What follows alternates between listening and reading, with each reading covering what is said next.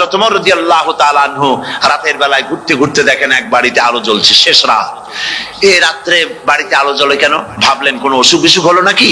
তো উনি কাছে গেছেন, গিয়ে কান পেতে শুনতেছেন। বাড়ির মালিক বুড়ি তার যুবতী মেয়েকে ডেকে বলছে, মা ওঠো, তাড়াতাড়ি ওঠো। কেন? কয় যে সকাল তো হয়ে গেল, দুধ দই এনেছি, আমি দুধ এনে রাখছি, এখন তুমি পরিমাণ মতো সবটা পাত্রে পানি দিয়ে ভরে দাও, তাহলে ওজন বেশি হবে আর আমরা ভালো লাভ করতে পারবো। মেয়ে বলছে, মা তুমি বলো কি, এটা আমার দ্বারা সম্ভব না। কেন সম্ভব নয়? হযরত ওমর এক ফরমান জারি করেছেন, তিনি বলেছেন পানিতে দুধের মধ্যে পানি মিশাতে নিষেধ করেছেন। তাছাড়া রাসূল করিম সাল্লাল্লাহু আলাইহি ওয়াসাল্লাম খাদ্যদ্রব্যে ভেজাল দিতে নিষেধ করেছেন। কাজী হযরত ওমরের এই নির্দেশকে আমি অমান্য করতে পারবো না। মা বলছে, দেখো ওমর এখন তো ঘুমাইতেছে, এত রাত্রে তিনি কি এখানে আসছেন নাকি আমাদের এই কারবার দেখতে? তুমি পানি মিশাও ইচ্ছে মতো। মেয়ে বলছে, মা হযরত ওমর ঘুমাতে পারেন, তার পুলিশেরা, তার গোয়েন্দা বিভাগের লোকেরা ঘুমাতে পারেন, হযরত ওমরের চোখকে ফাঁকি দেওয়া যাবে, হযরত ওমরের পুলিশকে ফাঁকি দেওয়া যেতে পারে, কিন্তু আল্লাহ রাব্বুল আলামিনের চোখকে ফাঁকি দেওয়া যাবে না। আমার পক্ষে সম্ভব নয়, আমি দুধে পানি মিশাতে পারবো না। হযরত ওমর রাদিয়াল্লাহু তাআলা চলে গেলেন, গিয়ে তার ছেলেকে ডেকে বললেন, ছেলে আমি তো এখন বুড়া হয়ে গেছি, আমার বিয়ের বয়স নাই, আমি একটা মেয়ের খোঁজ নিয়ে আসছি, যদি আমার বয়স থাকতো এই মেয়েটার আমি বিয়ে করতাম। সুবহানাল্লাহ, সুবহানাল্লাহ। এই মেয়েটা তুমি খোঁজ নাও, যদি বিয়ে না হয়ে থাকে তুমি প্রস্তাব দাও বিবাহের। কি সৌন্দর্য তিনি দেখলেন মেয়েটার মধ্যে, স্বাস্থ্য, রূপ, যৌবন, কি দেখলেন? তাকওয়া। জোরে বলেন না, কি দেখলেন? তাকওয়া। এই তাকওয়া তিনি দেখলেন। এই তাকওয়ার উপরে ভিত্তি করে আমিরুল মুমিনিন, অর্ধেকটা পৃথিবীর প্রেসিডেন্ট, খলিফাতুল মুসলিমিন, আমিরুল মুমিনিন হযরত ওমর তার ছেলের জন্য পুত্রবধূ করে তাকে ঘরে নিয়ে আসলেন। সুবহানাল্লাহ। ফায়দা কি হলো? ফায়দা এই হলো, এই মেয়ের গর্ভে যে মেয়ে হলো, সেই মেয়ের গর্ভে ফারুকে সানি হযরত ওমর ইবনে আব্দুল আজিজ রাহমাতুল্লাহ আলাইহির মতো ফারুকে সানি আল্লাহ দান করে দিলেন। সুবহানাল্লাহ ওয়া বিহামদিহি। এটার নাম হচ্ছে তাকওয়া। এই তাকওয়ার ব্যাপারে হযরত ওমর রাদিয়াল্লাহু তাআলা আনহু তিনি হযরত কাব বিন উবাই রাদিয়াল্লাহু তাআলা আনহুকে জিজ্ঞেস করেছিলেন যে তাকওয়ার একটা ব্যাখ্যা আপনি কি আমাকে বলতে পারেন, তাকওয়ার ব্যাখ্যাটা কি? তিনি বললেন, হ্যাঁ পারি। কি ব্যাখ্যা? তিনি বললেন যে দেখুন, তাকওয়ার ব্যাখ্যা হচ্ছে এই যে সংকীর্ণ একটি রাস্তা, সরু ন্যারো একটা রোড, এই ন্যারো রোডের দুই দিকে আছে কাঁটাযুক্ত লতা পাতা। এই কাঁটাযুক্ত লতা পাতার মধ্য দিয়ে এই সরু রাস্তা দিয়ে আপনি যখন যাবেন তো কিভাবে যাবেন? হযরত ওমর বললেন, আমার জামা কাপড় এইভাবে খুব আটোসাটো করে আমরা যাব, যাতে করে গায়ের চামড়াও না ছেড়ে আমার জামাও যাতে না ছিঁড়ে যায়। হযরত কাব বিন উবাই রাদিয়াল্লাহু তাআলা আনহু বলছেন, এটার নামই হচ্ছে তাকওয়া। এটার নাম কি? তাকওয়া।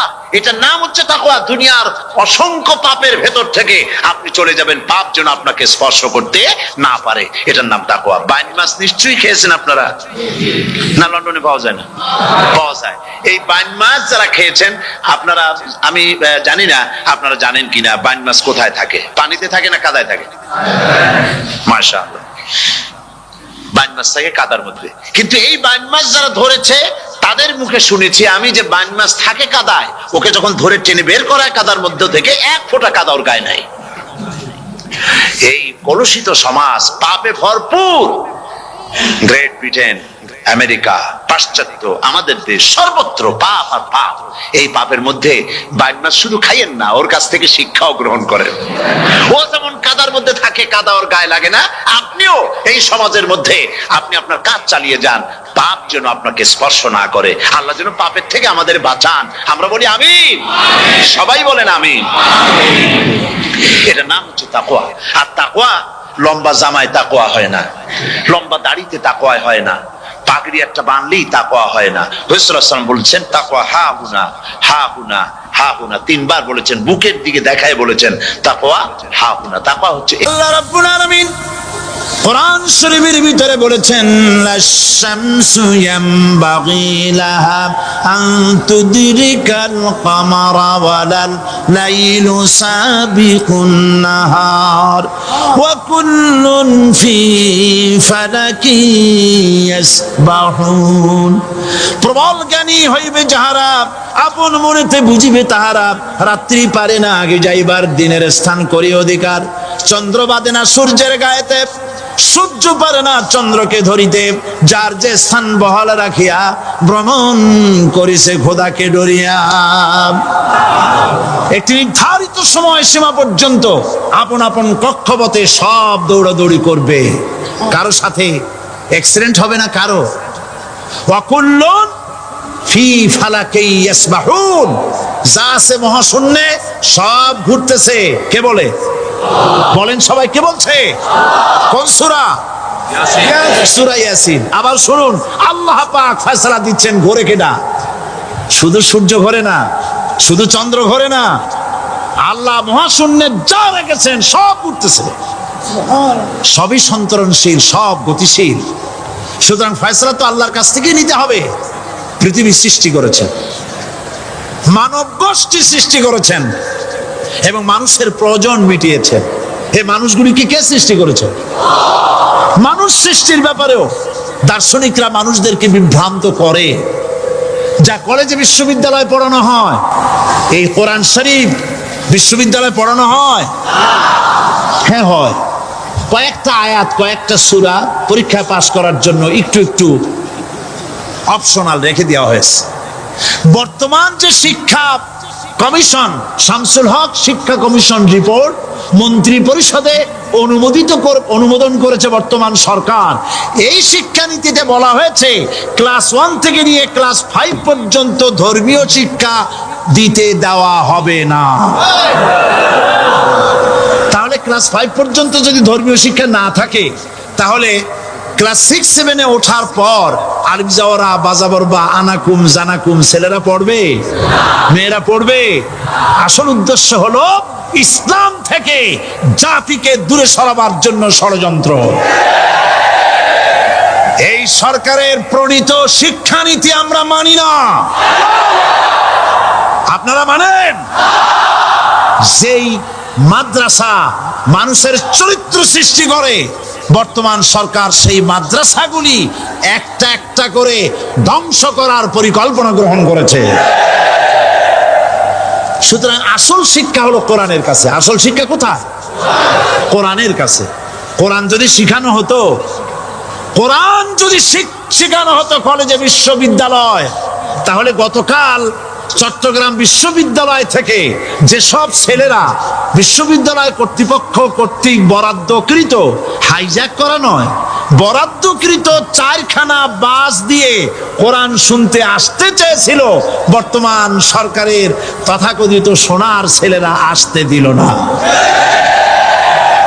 কোরআন যদি তারা পড়তো, তাহলে কোরআন শরীফ শুনতে তারাও আসতো। কপাল পড়া। জোরে বলেন কি? আরো জোরে বলেন কি? কপাল পড়া। সব ভালো লাগে, কোরআন ভালো লাগে না। এদেরকে শিখানো হয়েছে, আরে তোমরা তো মানুষ না। বলে আমরা কি? তো তোমাদের ডারউইন বাবাজি বলে নাই, শোনো নাই? কি পড়ো টড়ো তোমরা, বুদ্ধি শুদ্ধি রাখো না। ডারউইন বলেছে, থিওরি অফ ইভলিউশনের মধ্যে বলেছেন মানুষ মানুষ না। বলে কি? মানুষ হলো বান্দর। কপাল পোড়া কি কপালে লেখা থাকে? কাজে কামে প্রকাশ হয়ে যায়। ডারউইন বলল মানুষ মানুষ না। আলফ্রেড বললেন মানুষ হলো মানুষই ঠিক, তবে মানুষ হলো সেক্স সর্বস্ব জীব। সেক্স সমস্যার সমাধান করলে মানুষের সব সমস্যার সমাধান হয়ে যাবে। কার্ল মার্কস বললেন মানুষ হলো পেট সর্বস্ব জীব, পেট সমস্যার সমাধান করে দিলে সব সমস্যা শেষ। আর ডারউইন বললেন মানুষ মানুষই না, মানুষ কি? বলে বান্দর। ওরাং ওটাং শিম্পাজি আর ব্যাং থেকে মানুষের উৎপত্তি হয়েছে। আমি যখন জীবনের প্রথম শিম্পাজি দেখলাম, ওরাং ওটাং দেখলাম, তখন আমি মনে করেছি যে ডারউইন খামোখা ভুল করে নাই। এইটা দেখেই ও মনে করেছে যে এই হচ্ছে আমার মাতামহের গোষ্ঠী, এ হলো পিতামহের গোষ্ঠী। আপনারা একটু মাথা কাটায় চিন্তা করেন, মানুষ যদি বান্দর থেকে হবে, আজও বানর ফরেস্ট এরিয়া আছে কিনা বাংলাদেশে? চিল্লায় বলেন আছে কিনা? তো মানুষ যদি বান্দর থেকেই হবে, আপনারা কি কোনোদিন দেখেছেন যে একটা বান্দরের কোমর পর্যন্ত মানুষের মতো হয়ে সারছে? আর কিছুদিন গেলেই পুরা মানুষ হয়ে যাবে, গলা পর্যন্ত মানুষের মতো হয়ে গেছে, আর কদিন গেলেই মানুষ হয়ে যাবে। দেখছেন কখনো? আচ্ছা আপনারা বলেন, পাবদা মাছ আপনারা চট্টগ্রামে কি বলেন? পাবদাই বলেন। পাবদা মাছ দেখতে কি মাছের মতো লাগে? বোয়াল মাছের মতো। কোন পাগলে কি বলছে কথা যে বোয়ালের পূর্বপুরুষ পাবদা? পাবদাগুলি পুটি টুটি খাইয়া খাইয়া আস্তে আস্তে বোয়াল হয়ে গেছে, এ কথা কেউ বলে? আচ্ছা, শোলের যে ছোট সাইজ, শোল মাছ, গজাল মাছ, এর যে ছোট্ট সাইজ ভর্তা করে খায়, শুটকি বানায় খায়, ওগুলোর কি বলে? টাকি মাছ। এই টাকি মাছ দেখতে শোল মাছের মতো। কেউ পাগলকে আজ পর্যন্ত বলেছে যে শোল মাছের পূর্বপুরুষ টাকি, টাকিগুলা সার মার খাইয়া আস্তে আস্তে শৌলে পরিণত হয়ে গেছে? কেউ বলেছে কখনো? ডারউইন কয় বোতল খাইয়েছে এই মতবাদ লিখছে আল্লাহই ভালো জানে, যে বান্দরের থেকে মানুষ আবিষ্কার হয়েছে। নাউজুবিল্লাহ। এগুলি পড়ানো হয় কলেজে, বিশ্ববিদ্যালয়, তাই আমাদের সোনার ছেলেরা বান্দরামি করে। ওদের যদি পড়ানো হইতো তোমরা বান্দরের গোষ্ঠী নও, তোমরা মানুষ, মর্যাদা কার বেশি, বান্দরের না মানুষের? এ পৃথিবীর প্রথম মানুষকে আদম আলাইহিস সালাম। আদম হইছেন কি দিয়ে? মাটি দিয়ে। আল্লাহ রাব্বুল আলামিন যিনি মানুষ সৃষ্টি করেছেন, তিনি কোরআন শরীফের ভিতরে বলে দিয়েছেন, আমি প্রথমেই বলেছি, আপনারা লক্ষ্য করুন, এই কোরআন তাবিজের কিতাব নয়, এই কোরআন তদবিরের কিতাব নয়, ঝাড়ফুঁকের কিতাব নয়। কোরআন হলো পৃথিবীর মানুষের জন্য কোড অফ লাইফ, পূর্ণাঙ্গ জীবন বিধান। সবকিছু আল্লাহ পাক কোরআনের ভিতরে বলে দিয়েছেন, কোনো জিনিস বাদ দেন নাই। আপনি আমি কেমনে সৃষ্টি হয়েছি আল্লাহ পাক কোরআনের ভিতরে বলেছেন, ইন্না খালাকনাকুম মিন তুরাবিন সুম্মা মিন নুতফাতিন সুম্মা মিন আলাকাতিন সুম্মা মিন মুদগা। নিষ্প্রাণ মাটি দিয়ে তোমাকে উৎপন্ন করা হয়েছে, নিষ্প্রাণ মাটির উপাদান দিয়ে তোমাকে তৈরি করা হলো। মায়ের পেটের ভিতরে এক ফোঁটা নাপাক পানি জমাট রক্তে পরিণত হয়ে গেল, জমাট রক্ত আস্তে করে গোশতপিণ্ড হলো, গোশতপিণ্ডকে সুন্দর করে সাজায়া হাড্ডি গুড্ডি বানায়া স্ট্রাকচার তৈরি করে তার উপরে ফাকাসাউনাল ইযামা লাহমা, চামড়া দিয়ে গোশত দিয়ে সাজায়া সুন্দর করে বানালাম। আল্লাহর পরিচয় শুনুন, আল্লাহ আমার কেমন আল্লাহ। মায়ের পেটের ভিতরে সন্তান বানায়া এরপরে যখন রূহ দেওয়া হয়েছে, ক্ষুধা লেগেছে, খাবারের প্রয়োজন হয়েছে, আল্লাহ রাব্বুল আলামিন ওই কচি বান্দা মায়ের পেটে বসে কি খাবে, সেজন্য তার মা চিন্তা করে নাই, বাবা চিন্তা করে নাই, সরকার চিন্তা করে নাই। আল্লাহ রাব্বুল আলামিন মায়ের মাসিক অসুখকে বন্ধ করে দিয়ে সন্তানের নাভির সাথে আর মায়ের নাভির সাথে তার লাগায়া, পাইপ লাগায়া মায়ের মাসিক অসুখের রক্তগুলি দিয়ে সন্তানকে বড় বানালেন। মুখ দিয়া এই রক্ত পান করালেন না, মুখটাকে পবিত্র রেখে দিলেন যাতে করে পৃথিবীতে আসার পর ওই মুখ দিয়া আল্লাহ রাব্বুল আলামিনের জিকির করতে পারো। সন্তান মায়ের ভিতরে পেটের ভিতরে বড় হলো, আল্লাহ রাব্বুল আলামিন বলেন মাস দিন যখন পুরা হয়ে গেল, সুম্মা নুখরিজুকুম তিফলা, বাচ্চার আকারে পৃথিবীতে নিয়ে আসলাম। এখন খাবা কি? পৃথিবীতে যখন বাচ্চা এলো তখন তার পেটের সাথে যে সংযোগ ছিল মায়ের নাভির সাথে আর সন্তানের নাভির সাথে, সেই সংযোগ তার আর কি থাকলো? কি করা হলো? কেটে দেওয়া হলো। লক্ষ্য করুন, খাবারের জন্য একটি মাত্র পাইপ আল্লাহ লাগাইছিলেন। পৃথিবীতে সন্তান আসার সঙ্গে সঙ্গে পাইপটা কেটে দেওয়া হলো। এবার কি খাবে? আল্লাহ রাব্বুল আলামিন মায়ের বুক থেকে সন্তানের জন্য এবার সিঙ্গেল সিগন্যাল, তার জন্য সিঙ্গেল কোন লাইন যেটা ছিল কেটে দিয়া মায়ের বুক থেকে সন্তানের জন্য ডাবল লাইন আল্লাহ চালু করে দিলেন। এমন দুধ বানায় দিলেন যা শুধু খাবার নয়, শুধু ফুড ভ্যালু নয়, এই দুধের ভিতরে ক্যালসিয়াম, এর মধ্যে ভিটামিন, এর মধ্যে আয়রন, এর মধ্যে মেডিসিন। দুনিয়ার এই সন্তান ছিল ফি কারারিন মাকিন, সুরক্ষিত জায়গার ভিতরে ছিল। কোনো পলিউশন সেখানে যেতে পারতো না, রোগের জার্ম সেখানে যেতে পারতো না। দুনিয়ায় এলো দূষিত আবহাওয়ার ভিতরে।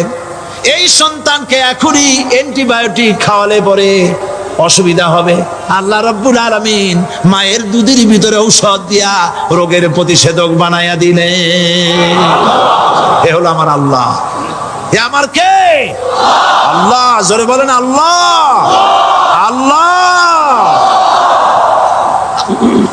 আল্লাহ রাব্বুল আলামিন মায়ের দুধ দিয়ে সন্তানকে বড় করলেন আর শোনায় দিলেন, খবরদার এই মায়ের সাথে, এই বাপের সাথে নাফরমানি করবি না। মা বাপের জন্য আমার কাছে দোয়া করবে, রব্বির হামহুমা কামা রাব্বায়ানি সগীরা। সবাই পড়েন আমার সাথে, রব্বির হামহুমা কামা রাব্বায়ানি সগীরা। আল্লাহ পাক শিখাই দিলেন বান্দারে আমার কাছে দোয়া করায়, আল্লাহ আমার মা বাপ আমাকে ছোটবেলায় যেভাবে স্নেহের কোলে লালন পালন করেছে, এইভাবে আমার মা বাপ তোমার রহমতের কোলে লালন পালন করো। মনে থাকবে ভাইরা? বলেন মনে থাকবে? প্রত্যেক নামাজের পরে মা বাবার জন্য দোয়া করবেন, বেঁচে থাকুক আর মরে যাক, দোয়া করবেনই। মনে থাকবে? রব্বির হামহুমা কামা রাব্বায়ানি সগীরা। আবার পড়েন, রব্বির হামহুমা কামা রাব্বায়ানি সগীরা।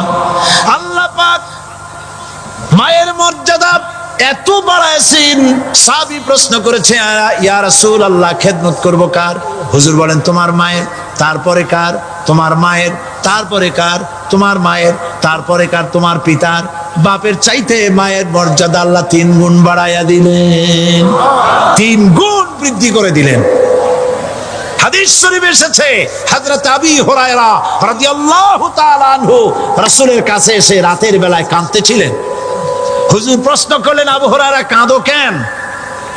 হযরত আবু হুরায়রা বলছেন, হুজুর মা আমাকে মেরেছে।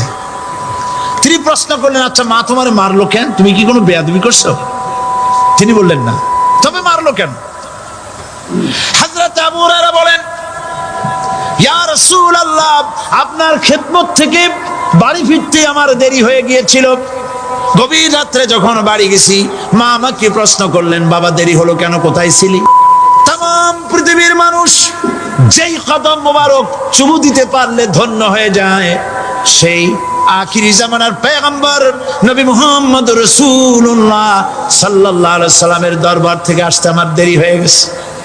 ইয়া রাসূলুল্লাহ আমার মা আপনার নাম শুনে তার গা জ্বলে উঠল, তিনি কাফের মুশরিকা।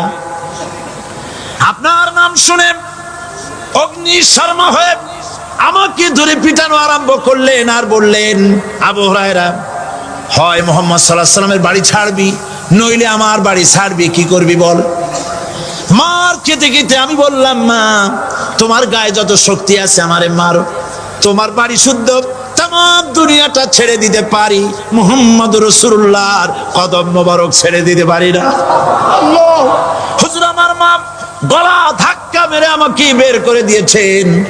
হুজুর বলছেন, আবু হুরায়রা মা তোমাকে মেরেছে আর আমার কাছে নালিশ করছো, আমি তোমার মায়ের কোনো বিচার করতে পারবো না। সুবহানাল্লাহ! এত বড় পাওয়ারফুল নবী, শানওয়ালা, ইজ্জতওয়ালি, বরকতওয়ালি, এত বড় নবী বলছেন মা মেরেছে, আমার করার কিচ্ছু নাই। সুবহানাল্লাহ! তোমার মা মুশরিকা হোক আর যাই হোক তোমার মা। সুবহানাল্লাহ বলেন। আমার বন্ধুগণ, হযরত আবু হুরায়রা বলেন, ইয়া রাসূলুল্লাহ, মায়ের বিরুদ্ধে কোনো অভিযোগ নিয়ে আমি আপনার কাছে আসি নাই। হুজুর বললেন, কেন আসছো বলো খুলে। আবু হুরায়রা বলেন, হুজুর আমি জানি আপনি আল্লাহর দরবারে যদি কোনো ব্যাপারে হাত তোলেন আল্লাহ মঞ্জুর করে ফেলেন। আপনি দয়া করে আমার মার জন্য দোয়া করেন, আল্লাহ যেন হেদায়েত দিয়ে দেন। আমার নবীজি দুখানে হাত উত্তোলন করলেন, বললেন, আল্লাহুম্মা ইহদি উম্মা আবি হুরায়রা, আয় আল্লাহ আমি দোয়া করতেছি আবু হুরায়রার মাকে হেদায়েত নসিব করো। হুজুর হাত তুলে মোনাজাত করছেন, আবু হুরায়রা দৌড় দিলেন বাড়ির দিকে। কয়েকজন সাহাবী হযরত আবু হুরায়রার জামা টেনে ধরেছে, এই ভদ্রলোক দৌড়ায় কেন? এত শান্ত মানুষ, কখনো গরম হয়ে কারোর সঙ্গে কথা বলে না। এই মানুষটা দৌড়ায় কেন? কোনো বিপদ হইল নাকি? জামা টেনে ধরে বলে, আবু হুরায়রা দৌড়াও কেন?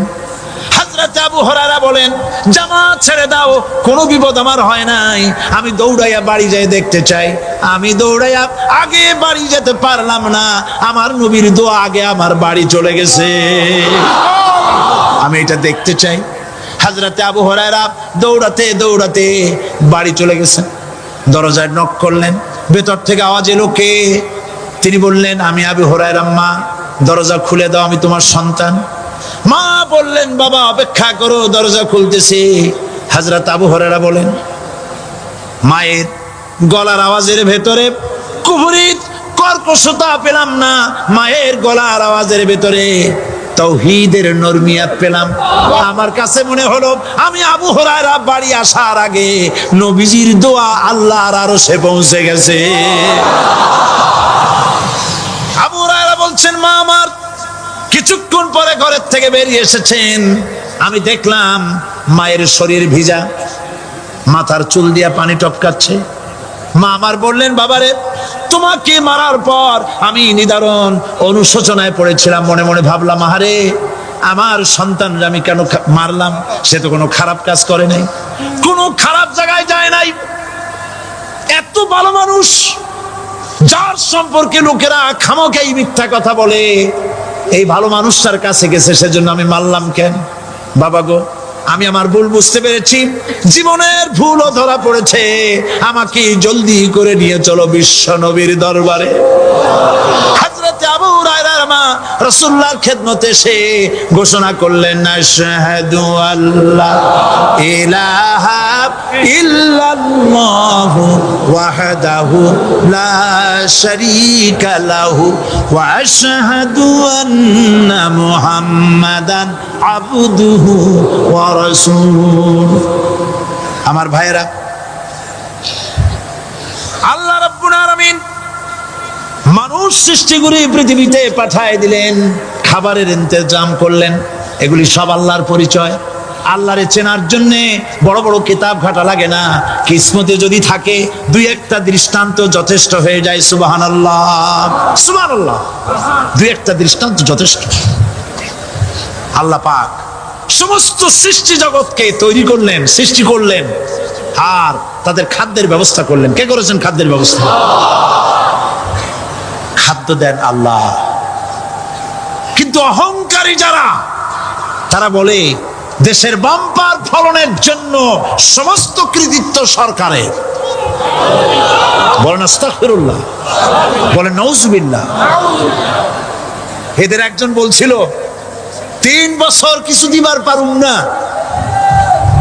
লোকেরা কয় আমরা না খাইয়ে থাকুম, আল্লাহ কয় আমিও দেহুম, কদ্দুর পারো না খাইয়ে থাকতে। ফসল কে দেন? জোরে বলেন, কে দেন? বাম্পার ফসলের ফলনের দাবি সরকার করতে পারে না, এটা কুফরি, এটা শিরক। জমিনের ফসল কে দেন? আকাশের বৃষ্টি কার? পানি কার?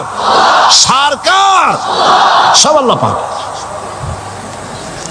আল্লাহ পাক কোরআন শরীফে বলেছেন, লাইন শাকারতুম লাযীদান্নাকুম ওয়া লাইন কাফারতুম ইন্না আযাবি লাশাদীদ।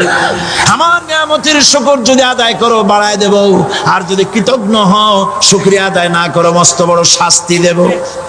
ফসল দেই আমি, আর শুকরিয়া আদায় করো তোমার বাজানে, ঠিক কিনা?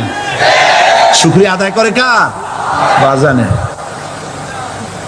একটা লোকের, একটি মানুষের যেই প্রশংসা এই সরকার করলো বিগত 4.5 বছর ধরে, একটা মানুষের যত জিকির করলো, প্রশংসা করলো, ছবি টানাইলো, যদি এতটা জিকির এতটা স্মরণ আল্লাহ রাব্বুল আলামিনের করতো, ওদের জন্য আল্লাহর জান্নাতের দরজা খোলা হয়ে যেত। প্রশংসা করবে কার? চিল্লায় বলুন, আল্লাহ পাকের প্রশংসা করো। খেতে দেওয়ার মালিক তিনি। আল্লাহ পাক বলছেন আল্লাহকে, তার পরিচয় আল্লাহ তুলে ধরেছেন, ওয়ামা মিন দাব্বাতিন ফিল আরদি ইল্লা আলাল্লাহি রিজকুহা। এই পৃথিবীর ভিতরে এমন কোন বিচরণশীল জীব নাই যার রিস্কের দায়িত্ব আমি আল্লাহ গ্রহণ করি নাই। সুবহানাল্লাহ বলবেন না? রিস্কের দায়িত্ব কার হাতে? আচ্ছা দেখুন তো, পৃথিবীর সমস্ত সরকারের কাছে বিভিন্ন মন্ত্রণালয় আছে না? খাদ্য মন্ত্রণালয় বলে কোনো মন্ত্রণালয় আছে কিনা? আছে। খালি কয় খামু আর খামু। খাদ্য মন্ত্রণালয় আছে, থাকার পরেও মানুষ না খাইয়া মরে, ঠিক কিনা? এবার একটু তাকান তো, জ্ঞানের চক্ষু দিয়া তাকান। ফরেস্ট এরিয়া, বাঘ আছে কিনা? নাই। সিংহ আছে কিনা? গন্ডার আছে কিনা? হাতি আছে কিনা? বিশাল বিশাল প্রাণী আছে কিনা?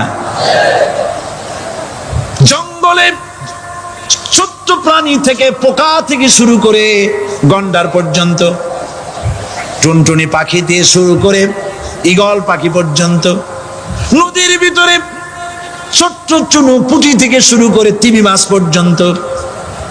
প্রাণী তত্ত্ববিদরা বলেছেন সমুদ্রের ভিতরে এমন এমন বড় বড় তিমি আছে যে একটা তিমির ওজন 5000 টন পর্যন্ত হয়ে যায়। 5000 টন তিমিটার ওজন। এর যখন বাচ্চা হয় তখন বাচ্চার দৈনিক দুধ লাগে 50 থেকে 60 মণ পর্যন্ত। কে ব্যবস্থা করে? রুহান মান ফেরেশতা। তো ওর মা যেমন বাচ্চা তো সেরকম হবে, ঠিক কিনা? কে দেয় খাবার? এবার দেখেন তো, আপনার দেশের এই জঙ্গলে কত হাতি আছে। হাতিরা মিছিল করে আসছে যে আল্লাহ আমাদের এখন আর খাইতে টাইতে দিতে পারে না, বাংলাদেশের গভর্নমেন্ট কিছু দাও। আসছে না, খাইয়া ক্ষুধার জ্বালায় হাতি মরেছে, বাঘ মরেছে, সিংহ মরেছে। এর কোনো দৃষ্টান্ত আছে? ক্ষুধার জ্বালায় আকাশের উড়ন্ত পাখিরা ছটফট করে মারা গেছে, দৃষ্টান্ত আছে? নদীর মাছেরা ক্ষুধার জ্বালায় ভেসে উঠেছে, না খাইয়া মরে গেছে, দৃষ্টান্ত আছে? মহান আল্লাহ রাব্বুল আলামিন কোরআন শরীফের ভিতরে বলেছেন অনেক প্রাণী এমন আছে যারা তাদের খাদ্যকে সঞ্চয় করে না, খাদ্যকে জমা করে না, আহরণ করে না। সকাল বেলায় একটা খাবার খেলো, দুপুরে কি খাবে তার জানা নাই। শকুন পৃথিবীর মাটি থেকে 3 মাইল উপরে ওড়ে, তার চোখকে আল্লাহ পাক এত তীক্ষ্ণ বানিয়ে দিয়েছেন। এই চট্টগ্রামের কোথায় মরা গরু আছে 3 মাইল উপর দিয়ে দেখতে পায়? সুবহানাল্লাহ করতে ইচ্ছে করে না। এই প্রাণীগুলি, খাবারগুলি কোনো গভর্নমেন্ট জোগাড় করে রাখে নাই। আল্লাহ পাক বলেন সবার খাবার আমি দেই। সকাল বেলায় সমস্ত প্রাণীগুলি, মহাশূন্যে পাখি, পানির ভিতরে মৎস্যরাজি, জঙ্গলের ভিতরে হিংস্র প্রাণী, পোকামাকড় থেকে শুরু করে সবগুলো খালি পেটে সব বেরিয়ে যায়, কারো কোনো খাবারের মজুদ নাই। সন্ধ্যা হতে না হতে সমস্ত প্রাণীগুলির পেট ভরাইয়া আমি আবার যার যার ঘরে বেরায় দেই। ওয়ামা মিন মিন দাব্বাতিন ফিল আরদি ইল্লা আলাল্লাহি রিজকুহা। সমস্ত প্রাণীর রিজকের দায়িত্ব আমি আল্লাহর হাতে। কে দেয় রিজেক? জোরে বলুন, কে দেন? আল্লাহ পাক। কি খাবেন সব আল্লাহ জোগাড় করে দিয়েছেন।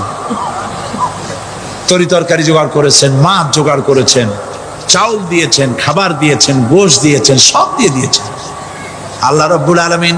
সমস্ত জিনিস দিয়ে মানুষকে আল্লাহ পাক তার জন্য আল্লাহ সব করেছেন। খালাকালাকুম মা ফিল আরদি জামিআ, এই পৃথিবীতে যা তৈরি করেছে সব তোমার জন্য। এ হচ্ছে আমার আল্লাহ, এ হচ্ছে আমার কে? আল্লাহ। সে আল্লাহ পাক বলছেন, আল্লাহর পরিচয় তিনি স্রষ্টা, তিনি রিজেক দাতা। এবার আইনদাতা কে? আইনদাতা কে? আরো জোরে বলুন। আইনদাতা আল্লাহ হচ্ছে আল্লাহর পরিচয়। ইনিল হুকমু ইল্লা লিল্লাহ আলা লাহুল খালকু ওয়াল আমর। সৃষ্টি যার, আইন চলবে তার। আমার দেশে আল্লাহর আইন চলছে? আমাদের দেশের কল কারখানা, ক্ষেত খামার, অফিস আদালত আল্লাহর আইন অনুযায়ী চলে? চলে না। বরং আল্লাহর আইনকে মুছে ফেলার জন্য নিজেদের আইন সৃষ্টি করার জন্য প্রচেষ্টা চালানো হচ্ছে। আল্লাহর আইন মানুষের জন্য সব থেকে বেশি উপযোগী, কারণ সৃষ্টি করেছেন কে? বলেন, কে করেছেন? আল্লাহ। প্রত্যেকটি মেশিন আপনি যা কিনবেন, রেডিও হোক, টিভি হোক, যে কোনো যন্ত্র হোক, গাড়ি হোক, তার সাথে একটা লিটারেচার, একটা বই তার সঙ্গে দিয়ে দেওয়া হয়। ওই বইয়ের মধ্যে লেখা থাকে এটা কিভাবে চালানো হবে, অপারেট করা হবে, তার সিস্টেম লেখা থাকে। আপনার ইচ্ছা মতো চালাইলে হবে না। এই মানব গোষ্ঠীকে সৃষ্টি করেছেন।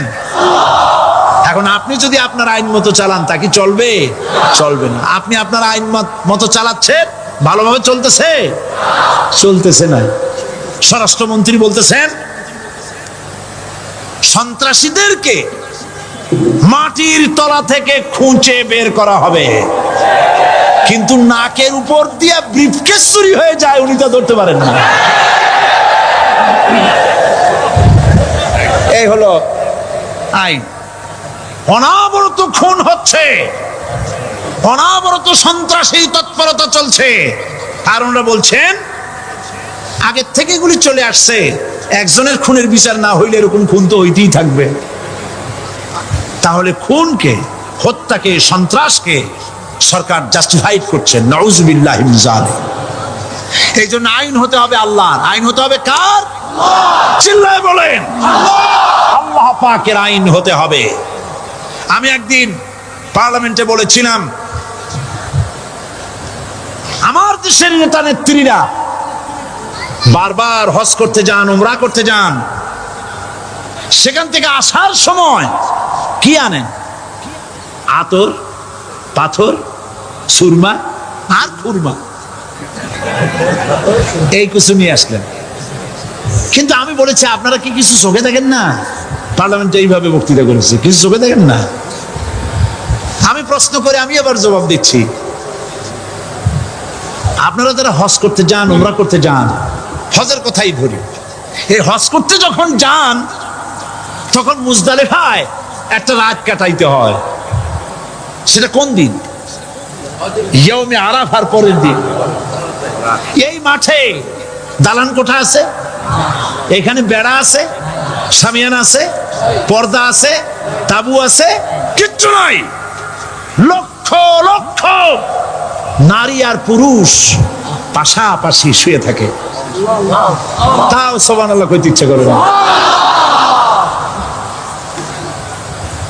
সারা রাত জনে জনে পুলিশ পাহারাদার নাই। কিরকম মেয়ে এলো, চাঁদের সৌন্দর্য হার মানায় দিতে পারে এরকম সুন্দরী, এরকম সুন্দরী নারী, সুদর্শন পুরুষ পাশাপাশি রাস্তার ধারে মরুভূমির ভিতরে সারা রাত কাটাচ্ছে। ইয়ৌমে আরাফার পরের রাতটা, একটা রাত পুরা। এভাবে চলতেছে বছরের পর বছর, শতাব্দীর পর শতাব্দী, সহস্রাব্দীর পরে সহস্রাব্দী।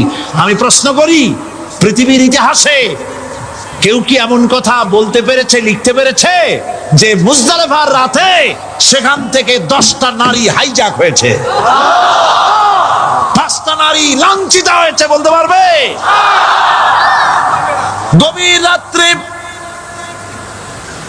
পুরুষ সঙ্গী ছাড়া সুন্দরী রমণী, যুবতী রমণী একাকিনী নিজের ঘর ছেড়ে আল্লাহর ঘরে তাওয়াফ করতে আসে।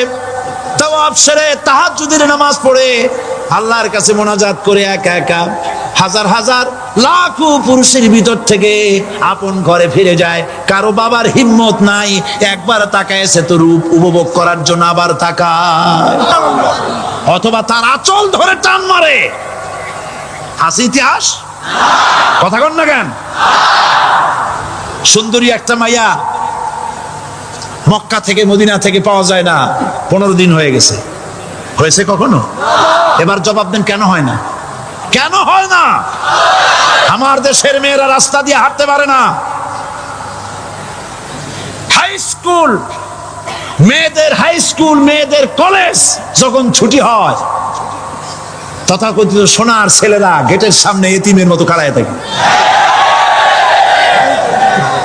অনবরত হাইজ্যাক হচ্ছে, ধর্ষণের সেঞ্চুরি হচ্ছে।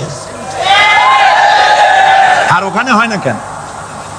ওখানে হয় না এই কারণে, এই কোরআনের আইন আল্লাহ রাব্বুল আলামিন যে আইন দিয়েছেন, ওখানে আইন বলবৎ আছে। আছে নাকি? আছে কিনা? কোন পুরুষ কোন নারীকে ধর্ষণ করেছে যদি প্রমাণিত হয়, সে যদি ফাহাদের ছেলে হয় আর ফাহাদের মেয়েও হয়, কোরআনের শাস্তি হলো পাথর মেরে উড়াইয়া দাও। তাকে জানিয়ে দেওয়া হবে রেডিও টিভির মাধ্যমে, জেনাকারের ব্যভিচারীর শাস্তি হবে। চতুর্দিকে হাজারো লোকেরা দাঁড়াবে, হাতে পাথর নিয়ে পাথর মেরে তাকে তার গোশত হাড্ডি বাতাসের সাথে উড়ায় দেবে। একজন মানুষ আর একজন মানুষকে খুন করলো, এই আসামি ধরা পড়ে গেল, কোরআনের শাস্তি হলো যখন ধরা পড়বে প্রমাণিত হবে যেমন ভাবে হত্যা করেছে পরেও হত্যা করো। এই দৃশ্য, এই আইন যদি বাংলাদেশে যদি এই আইন চালু হয়ে যেত, খুনের আসামি ধরা পড়েছে জেনার আসামি, প্রকাশ্য ময়দানে এলো, সাক্ষী প্রমাণে কোর্টে প্রমাণিত হলো সত্যি সে খুনি। এই বিশাল আউটার স্টেডিয়ামের মাঝখানে খুনি কি দাঁড় করাও, চতুর্দিকে হাজারো লাখো মানুষ থাকুক, রেডিও টিভির ক্যামেরা কার্যকর হবে, পত্র পত্রিকার সাংবাদিকরা আসবে, তরবারির আঘাতে খুনির কল্লাটা উড়ায় দাও, দেহটা নিঃসার হয়ে জমিনে পড়ে যাবে। এই দৃশ্য যারা দেখবে সচক্ষে, রেডিওতে, পত্র পত্রিকায়, আর 1 বছরের ভেতরে খুন করার হিম্মত কারো কলিজায় উঠবে? জেনাকারের পাথর মেরে দেওয়া, পাথর মেরে উড়িয়ে দেওয়ার শাস্তি যদি চোখে কেউ দেখে, জেনা করার পুলক আর জাগবে? এটা নাম আল্লাহর আইন। এই আইন কার? এই আইন কার?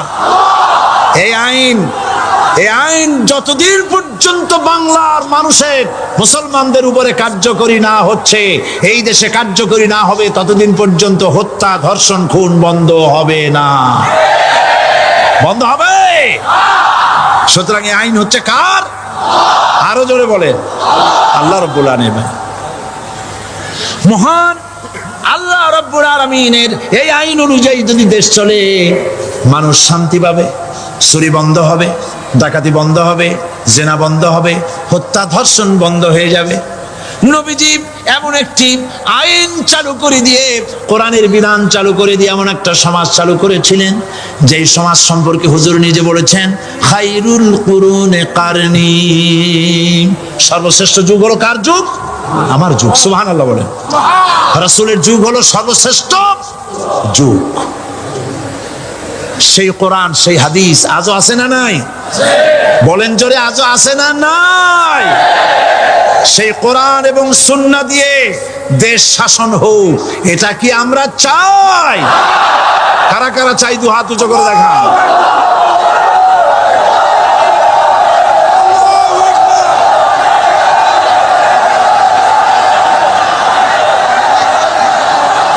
আরে ভাই, আপনারা দাঁড়ায় গেলেন কেন? বসেন বসেন। আমি তো একটা স্লোগান দিতে বললাম। হাত দেখতে চাইছি আমি, মাথা দেখতে চাই নাই। এই সুযোগে কোমরটা সোজা করে নিলেন।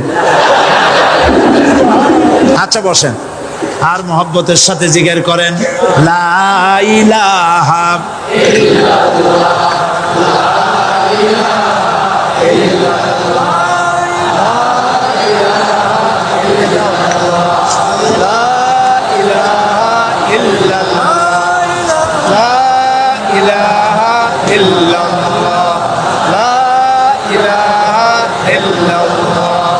জোরে সরে সবাই জিকির করেন লা ইলাহা ইল্লাল্লাহ, লা ইলাহা ইল্লাল্লাহ, লা ইলাহা ইল্লাল্লাহ, লা ইলাহা ইল্লাল্লাহু মুহাম্মাদুর রাসূলুল্লাহ। বসুন, আমরা মুনাজাত করব। আল্লাহ রাব্বুল আলামিন আয়াতুল কুরসির ভিতরে আল্লাহর সার্বভৌমত্বের কথা বলেছেন। আল্লাহু লা ইলাহা ইল্লা হুয়াল হাইয়ুল কাইয়্যুম। পড়েন আমার সাথে সবাই, আল্লাহু লা ইলাহা ইল্লা হুয়াল হাইয়ুল কাইয়্যুম। আল্লাহ হচ্ছেন যিনি ছাড়া কোনো ইলাহ নাই, তিনি শাশ্বত চিরঞ্জীব। সুবহানাল্লাহ বিহামদিহি। আগামীকাল এর বাকি অংশ আমি আপনাদের সামনে আলোচনা করব ইনশাআল্লাহ। জোরে বলেন ইনশাআল্লাহ। দাঁড়ানো ভাইরা বসেন। আপনাদের পাশে যারা দাঁড়িয়েছেন অনুরোধ করে বসায় দেন। বলেন যে আর 5টা মিনিট বসেন, আল্লাহর রাস্তায় হাঁটেন না।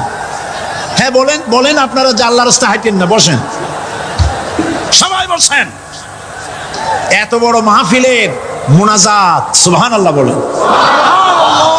চট্টগ্রামের ইতিহাসের শ্রেষ্ঠ মাহফিল, চিল্লায় বলেন সুবহানাল্লাহ। গোটা বিশ্বের কোরআনের শ্রেষ্ঠ মাহফিল, বলেন সুবহানাল্লাহ। যারা বলেন আলহামদুলিল্লাহ। আগামীকাল এ মাহফিলের আখেরি মুনাজাত হবে ইনশাআল্লাহ। বলেন ইনশাআল্লাহ। আমি আন্তরিকভাবে দুঃখিত, প্রতি বছর আমার মা বোনদের জন্য, চট্টগ্রামবাসী আমার মা বোনদের জন্য আলাদাভাবে তাদের প্রশ্নের উত্তর দেই এবং তাদের সামনে কোরআন হাদিসের কথা আলাদাভাবে বলি। এবছর দিন কম হয়ে গেল বলে মহিলারা, মা বোনেরা বঞ্চিতা হয়ে গেলেন। শিশু কিশোরদের জন্য আলাদাভাবে সমাবেশ করা হয়, তাও বঞ্চিত হয়ে গেল। এই বিশাল তাফসীরুল কোরআন মাহফিলের বরকত থেকে চিটাগংবাসীকে যারা বঞ্চিত করলো, আল্লাহ তাদের হেদায়েত নসিব করে দিয়ে। যদি হৃদয় থাকে, যদি হৃদয় বলে কিছু থাকে, বিবেক বলে যদি কিছু থাকে, আর শরীর যদি মুসলমানের পিওর রক্ত থাকে, তাহলে বাড়ি বসে অনুশোচনা করা উচিত, চোখের পানি ফেলানো উচিত ওই সব লোকের যারা এই বরকতপূর্ণ মাহফিলকে বাধা দিয়েছে। আর যাদের কলজের মধ্যে আল্লাহ মোহর মেরে দিয়েছে, এগুলোর তো হেদায়েত হবে না।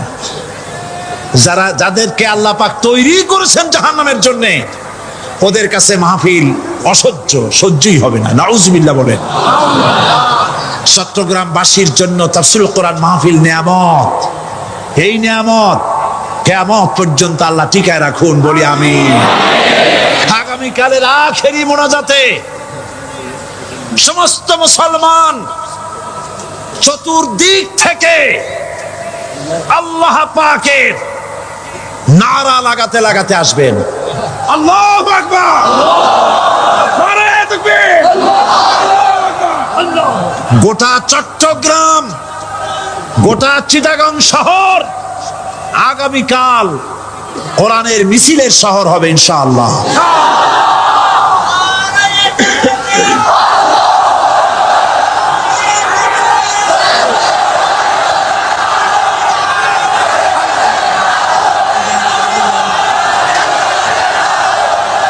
সকল ধন এবং সম্পদের মূল মালিক হচ্ছেন আল্লাহ পাক।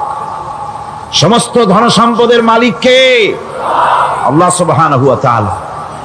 কোরআনে কারীম বলছে, লিল্লাহি মা ফিস সামাওয়াতি ওয়া মা ফিল আরদ। আকাশ এবং জমিনের ভিতরে যা কিছু আছে সব কিছুর মালিকানা কার? জোরে বলেন কার?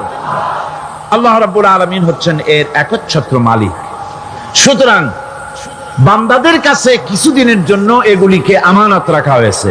আমাদের ঘর আছে, বাড়ি আছে, ব্যবসা আছে, বাণিজ্য আছে, জায়গা আছে, জমিন আছে, গরু আছে, বাছুর আছে, এই সবগুলি কিছুদিনের জন্য আমাদের কাছে কি রাখা হয়েছে? আমানত।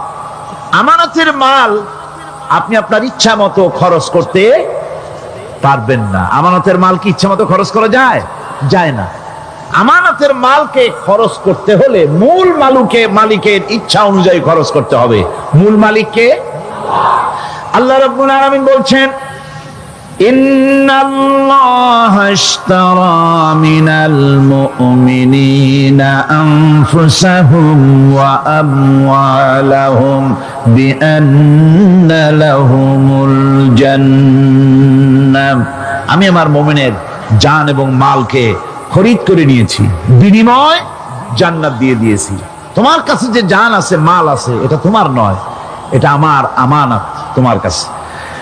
সুতরাং এই আমানত খরচ করতে হবে মূল মালিকের ইচ্ছা অনুযায়ী। সমাজের এক শ্রেণীর লোক প্রচুর বিত্তের মালিক হবে, সমাজের এক শ্রেণীর লোক প্রচুর বিত্ত এবং সম্পদের মালিক হয়ে ভোগ বিলাসের আনন্দের স্রোতে ভেসে যেতে থাকবে, নিজেকে ভাসিয়ে দেবে। আর এক শ্রেণীর লোক অনাহারে অর্ধাহারে কষ্ট করবে। এ বিধান ইসলামের নয়। কেউ থাকবে 10 তলায় আর কেউ থাকবে গাছতলায়, কেউ খাবে পোলাও, কোরমা, বিরিয়ানি, আর কারো কিসমতে মরিচ পোড়াও হবে না। এ বিধান আল্লাহর নয়। ইসলামের বিধান হচ্ছে এই যে আল্লাহ যে সব সম্পদ মানুষকে দান করেছেন, এই সম্পদের ভিতরে বিত্তহীনদের অধিকার রাখা হয়েছে। বিত্তহীন যারা গরিব, যাদের কিছু নাই, তারা আপনার করুণার পাত্র নয়। কি বলেন? তারা কি ধনীদের করুণার পাত্র? কোরআনে কারিমে আল্লাহ বলেন, ওয়াল্লাযীনা ফি আমওয়ালিহিম হাক্কুন লিস-সাইলি ওয়াল মাহরুম। ধনীদের সম্পদের ভেতরে গরিবদের, বিত্তহীনদের অধিকার রয়েছে। সে অধিকার আদায় করে দাও। দান করা এমনি দিয়ে দাও এক জিনিস, গরিবদেরকে, বিত্তহীনদেরকে ইসলাম করুণার পাত্র বানায় নাই, বলেছে অধিকার। অধিকারটা বড় মজবুত কথা, এ কথার লোড আছে, ওয়েট আছে। আপনার আমার সম্পদের, অর্থাৎ যাদের বিত্ত আছে, বিত্ত সম্পদওয়ালা সম্পদশালী লোকেদের সম্পদের ভেতরে গরিবদের অধিকার রয়ে গেছে, সে অধিকার আদায় করতে হবে। ইসলাম সকল মানুষের দারিদ্র্য দূর করে বেঁচে থাকার মৌলিক অধিকার প্রতিষ্ঠিত করেছে। রাসূল করিম সাল্লাল্লাহু আলাইহি ওয়াসাল্লাম বলেছেন, লাইসা লি ইবনি আদম হাক্কুন সিওয়া হাযিহিল খিসাল, বাইতুন ইয়াসকুনুহু ওয়া সাওবুন ইউআরি আওরাতাহু ওয়া জালফাল খুবজি ওয়াল মা। আখরাজাহু তিরমিজি। তিরমিজি শরীফের হাদিসের ভেতরে এসেছে, রাসূল করিম সাল্লাল্লাহু আলাইহি ওয়াসাল্লাম বলেছেন, প্রত্যেকটি বনি আদমের তার বাস করার জন্য একটা গৃহ, এবং লজ্জা ঢাকার জন্য, শীত নিবারণের জন্য তার বস্ত্র, আর ক্ষুধা মিটাবার জন্য তার পানি আর রুটি ইত্যাদির ব্যবস্থা করতে হবে, চাই সে মুসলমান হোক আর হিন্দু হোক আর খ্রিস্টান হোক। বনি আদম, আদমের সন্তান যে মানুষ, যে তার এই অধিকার ইসলাম প্রতিষ্ঠিত করেছে। আজ বলা হচ্ছে খাদ্য বস্ত্র বাসস্থান সমাধান দেবে অমুকরা তমুকরা, এরকমের স্লোগান হয় না? ওরা দিতে পারবে না, ওরা দিতে পারে নাই। খাদ্য বস্ত্র শিক্ষা চিকিৎসা বাসস্থানের গ্যারান্টি দিয়েছে কোরআন, দিয়েছে আল্লাহ রসুল জনাব মুহাম্মদ রাসূলুল্লাহ সাল্লাল্লাহু আলাইহি ওয়াসাল্লাম। ইসলাম অর্থনৈতিক নিরাপত্তার জন্য যে সব পন্থা অবলম্বন করেছে সেটা হচ্ছে যে সমাজের কর্মক্ষম সকল ব্যক্তি রুজির জন্য পরিশ্রম করবে, কেউ বসে থাকতে পারবে না।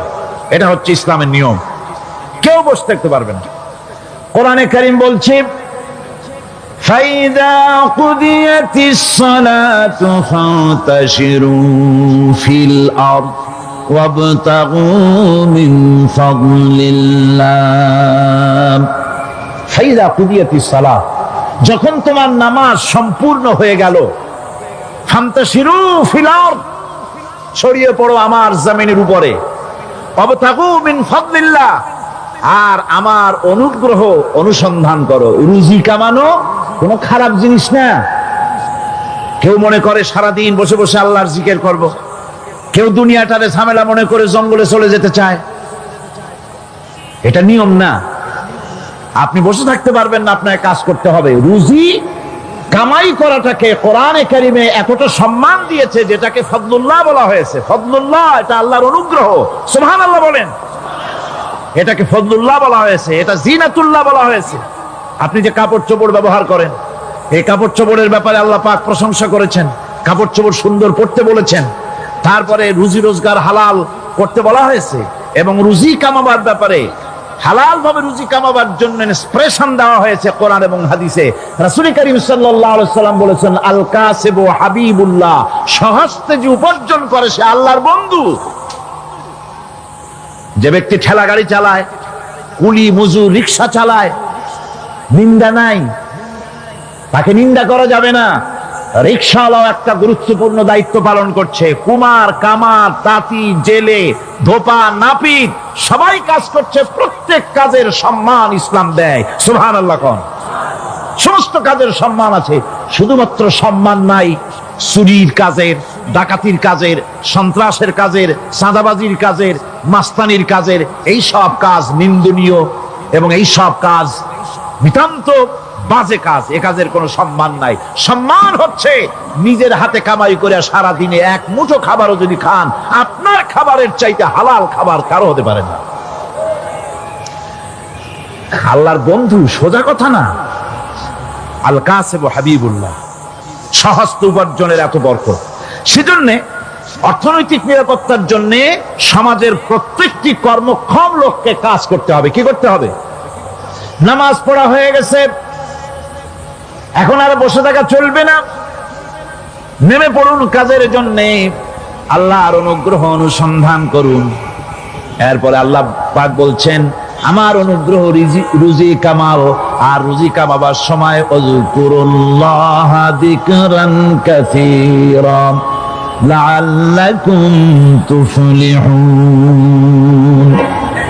আর জিকির করবা আমার বেশি, আমার জিকির করবা।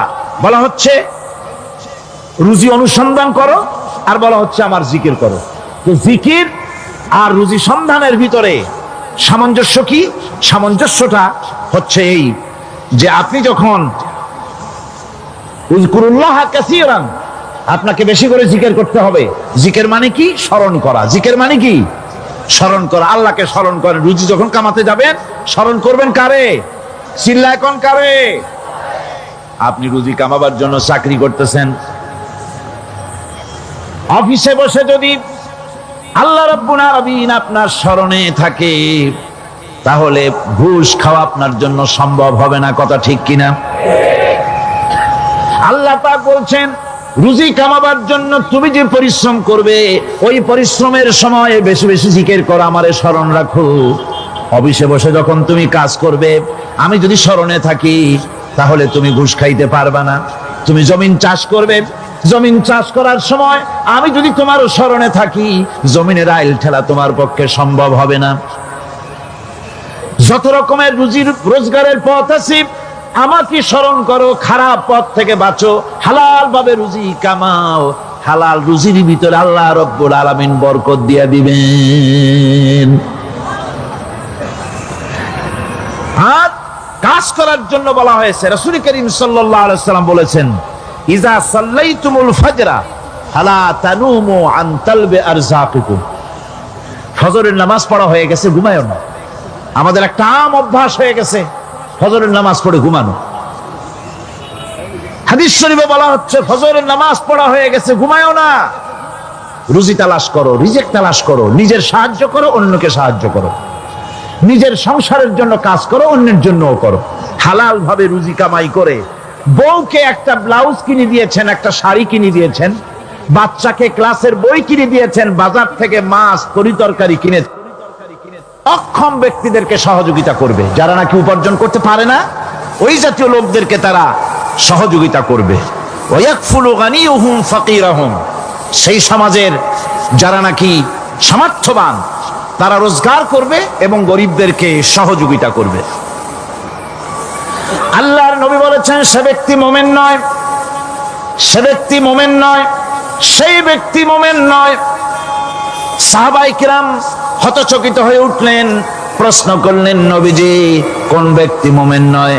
আল্লাহর নবী বলেন, যেই ব্যক্তি পেট পুরে আরাম করে ঘুমায় গেল এ কথা জানার পর, যে তার প্রতিবেশী না খেয়ে শুয়ে আছে, ক্ষুধার যন্ত্রণায় কাতরাচ্ছে, এ কথা জানার পরে যেই মুসলমান ব্যক্তি আরাম করে পেট ভরে খেয়ে ঘুমায়, সে কখনো মুমিনের দাবি করতে পারে না, মুমিন হতে পারে না। কত বড় কথা! ইসলাম মানুষকে তাগিদ করেছে তার প্রতিবেশীর উপরে লক্ষ্য রাখার জন্য, তার প্রতিবেশীকে লক্ষ্য রাখার জন্য, গরিব মানুষের প্রতি লক্ষ্য রাখার জন্য।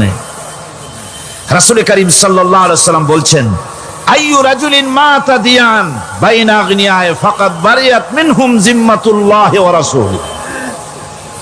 আল্লাহর নবী বলেন, কোন ধনী ব্যক্তিদের মাঝে কোন গরিব প্রতিবেশী যদি না খেয়ে মারা যায়, তাহলে ওই এলাকার বিত্তশালী লোকদের সাথে আল্লাহর সমস্ত সম্পর্ক, রসুলের সব সম্পর্ক ছিন্ন হয়ে যায়। কে বলতে পেরেছে এত বড় কথা? মানুষের অর্থনৈতিক নিরাপত্তার জন্য কত বড় কথা বলেছে ইসলাম, বলেছে বিশ্বনবী জনাবে মুহাম্মদ রাসূলুল্লাহ সাল্লাল্লাহু আলাইহি ওয়াসাল্লাম। আল্লাহ রাব্বুল আলামিন বলেন, ধনীদের হাতে যেন সম্পদগুলি পুঞ্জীভূত হয়ে না যায়, কাইলা ইয়াকুনা দুলাতাম বাইনাল আগনিয়াই মিনকুম, তোমাদের ধনীদের হাতে যেন সম্পদগুলি, সমাজের সম্পদগুলি যেন পুঞ্জীভূত না হয়, সেগুলি বরং ছড়িয়ে আস্তে করে যেন সমস্ত গরিব যেন সাধারণের কাছে যেতে পারে, সে ব্যবস্থা করতে হবে। যাকাত প্রদানের মাধ্যমে ধনীদের কাছ থেকে নিয়ে গরিবদেরকে দিয়ে দিতে হবে।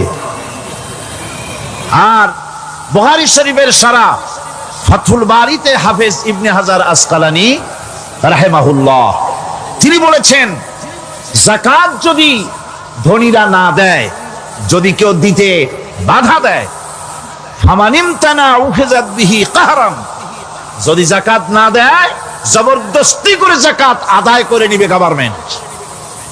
যাকাত দিতেই হবে।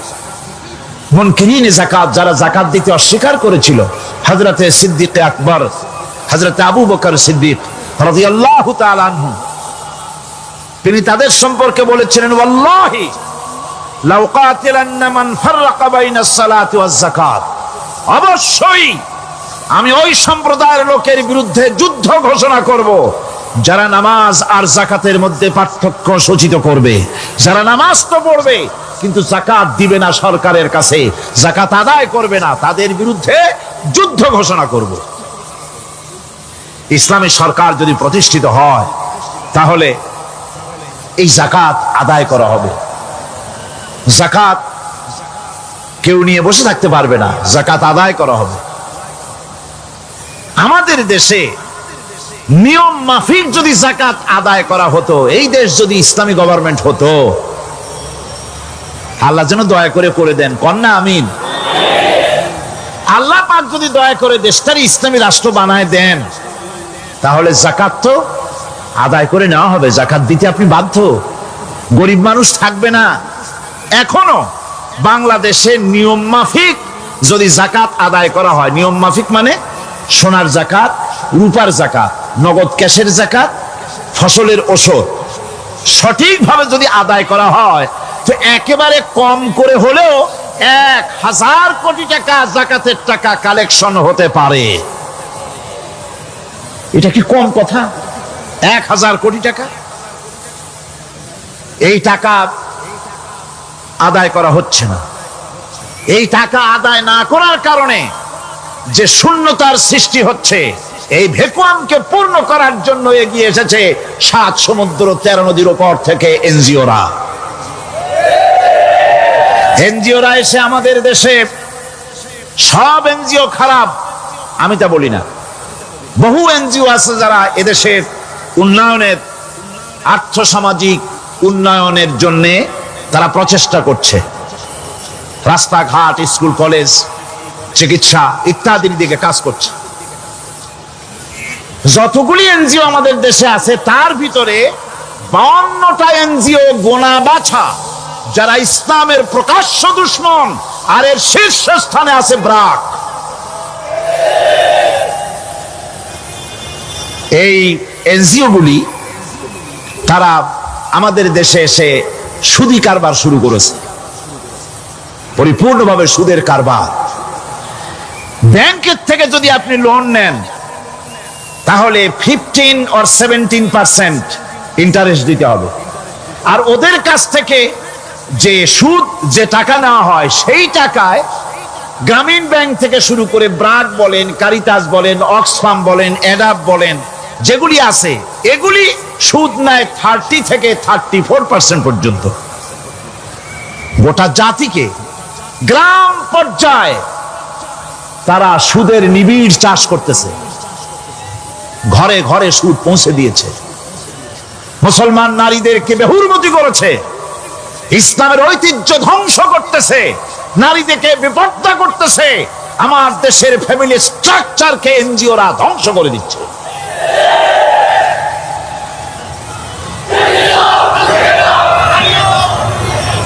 সুতরাং এনজিওরা এই সুযোগটা পেত না। যদি যাকাত কালেকশন করা হতো, আর যাকাত দিয়ে, যাকাত যেসব জায়গায় খরচ করতে হয়, সেই খরচ করার জায়গাগুলিতে সঠিকভাবে যদি ব্যয় করা হতো, এই অবস্থা হতো না। বাংলাদেশে সম্পদের অভাব নাই। যারা বলে বাংলাদেশ গরিব, আমি তাদের সাথে একমত নই। আক্ষরিক অর্থে বাংলাদেশ গরিব নয়, বাংলাদেশে সম্পদ আছে। বাংলাদেশে যে জিনিসটার অভাব, সেটা হচ্ছে ইনসাফ ভিত্তিক বন্টনের অভাব। এখানে কেউ তো 1000 বিঘা জমির মালিক, বিঘা বোঝেন না কি কন আপনারা? কানি। কেউ তো 1000 কানির মালিক, আর কারো তো রান্নাঘর উঠাবার জায়গা নাই। কথাটা ঠিক কিনা? কেউ তো শত শত কোটি টাকা, কত কোটি টাকা যে আছে তা হিসাব করে মাসখানেক লাগবে, গুনিয়া খুলাইতে পারবে না। আর কারো তো একটা ট্যাবলেট কেনার পয়সা নাই। সুতরাং আমার দেশে যেভাবে গরিব বলা হয়, আক্ষরিক অর্থে ওইভাবে আমার দেশ গরিব নয়। আমাদের দেশে সম্পদ আছে, বহুত জমি অনাবাদি ফেলে রাখা হয়েছে। রাসূল করিম সাল্লাল্লাহু আলাইহি ওয়াসাল্লাম বলেছেন, সেই ব্যক্তির জমিন রাখার অধিকার নাই যে ব্যক্তি তা চাষের আওতায় না আনে। আছে না বহুত জমি পড়িয়া? আবাদযোগ্য জমি আমাদের দেশে আছে যা, তার 2,40,00,000 একর। আমাদের ভূমি সম্পদ রয়েছে, বনজ সম্পদ যা আছে সেটা হচ্ছে 32,53,860 একর জুড়ে বিরাট বনজ সম্পদ আমাদের আছে। ভূমি সম্পদ আছে, বনজ সম্পদ আছে। আমাদের রয়েছে পানি সম্পদ, প্রায় 250 নদী, 3,000 600 বর্গ মাইল জুড়ে নদীগুলো প্রবাহিত আছে, আমাদের পানি সম্পদ আছে, আমাদের গ্যাস সম্পদ আছে, যে গ্যাস অন্তত 100 বছর চলতে পারে। প্রত্যেক বাড়িতে বাড়িতে গ্যাসের সংযোগ দিলেও 100 বছরে ফুরাবে না। আলহামদুলিল্লাহ কইতে ইচ্ছা করে না? জোরে কোন আলহামদুলিল্লাহ। আমাদের গ্যাস সম্পদ রয়েছে, আমাদের মৎস্য সম্পদ আছে, পশু সম্পদ আছে, কৃষি সম্পদ আছে, আরো রয়েছে বিপুল জনশক্তি। জনশক্তিকে আজ সবচাইতে বার্ডেন মনে করা হয়। জনশক্তিকে বলা হয় বাংলাদেশের সবচাইতে বড় সমস্যা, জনশক্তি সমস্যা। এটা হচ্ছে যে সরকার আসে তারই ভূতে পায়, যে যায় লঙ্কা সে আর মানুষ হালে ফেরে না, মানুষগুলি তার জন্য জ্বালা। অথচ এই মানব শক্তি হচ্ছে শ্রেষ্ঠ শক্তি। ইউনিভার্সিটি জনমের মতো না বাড়াইয়া, এখন তো ইউনিভার্সিটি দাবি করতেছে সকলে, গ্রামে গঞ্জে থানায় রান্নাঘরে সব জায়গায় কয় আমাদের ইউনিভার্সিটি দাও। আর ইউনিভার্সিটির ফজিলত কি তা তো আমরা দেখতেইছি। এর থেকে বেশি করে পলিটেকনিক ইনস্টিটিউট, ভোকেশনাল ইনস্টিটিউট ইত্যাদি যদি বাড়ানো হতো, ভিক্ষার হাতকে কর্মীর হাতে যদি পরিণত করা যেত, মানুষগুলিকে যদি কর্মক্ষম করা যেত, তাদেরকে যদি মডার্ন টেকনোলজি যদি শিক্ষা দেওয়া যেত, তাহলে এই মানব শক্তি রপ্তানি করে বা পৃথিবীর বিভিন্ন দেশ থেকে মূল্যবান বৈদেশিক মুদ্রা অর্জন করা যায়। সেটা না করে মানুষ হইছে জ্বালা, জনমের মতো এদেরকে মারো। এটা হচ্ছে ট্রেনের 3rd ক্লাস প্যাসেঞ্জার্স মেন্টালিটি। সেটা কিরকম? সেটা হচ্ছে ট্রেনে যখন মানুষ চলে 3য় শ্রেণীতে, একবার উঠে বসলে সে অন্যের জন্য জায়গা ছাড়ে না। জায়গা খালি আছে, আর একজন এসে বললে ভাই আমার একটু বসতে দাও, কয় না ভাই এখানে লোক আছে। আসলে কিন্তু লোক নাই। আপনি যদি বলেন যে সেই লোক আসলে আমি জায়গা ছেড়ে দেবো, ততক্ষণ তো বসি, আপনি বসলেন, এরপরে আপনি তো বুঝছেন যে লোকটা ফাঁকিতেছে, ওই চিন্তা আপনার মধ্যেও ঢুকবে, আর একজন আসবে বসার জায়গা আছে, আপনি বলবেন না এখানে জায়গা নাই। ট্রেনের 3rd ক্লাস প্যাসেঞ্জারদের যে মানসিকতা, বর্তমান মুসলিম দেশগুলির সরকার প্রধানেরা ঠিক ট্রেনের 3rd ক্লাস প্যাসেঞ্জারদের চাইতো 3rd ক্লাস। মানব শক্তিকে কাজে লাগাবার চিন্তা না করে উল্টা চিন্তা তারা করছেন। এত সম্পদ থাকা সত্ত্বেও বাংলাদেশ আজ যে অভাব সৃষ্টি হয়েছে তা কৃত্রিম, এবং তা সৃষ্টি হয়েছে এটা এর একমাত্র দায়ী এর জন্য রাজনৈতিক ষড়যন্ত্র। রাজনৈতিক ষড়যন্ত্রের কারণেই এই অভাব সৃষ্টি হয়েছে। গোড়া থেকেই আমাদের দেশটি ষড়যন্ত্রের শিকার। প্রথমে ব্রিটিশ বেনিয়ারা 200 বছর পর্যন্ত গোলামির জিনজির পরিয়ে দিয়েছে। 200 বছর গোলামির পর দ্বিজাতি তত্ত্ব এবং মুসলিম সংখ্যাগরিষ্ঠতার ভিত্তিতে 47-এর আজাদি, তারপর পশ্চিমাদের শোষণ বঞ্চনা থেকে মুক্তি লাভের জন্য 71-এর আজাদি,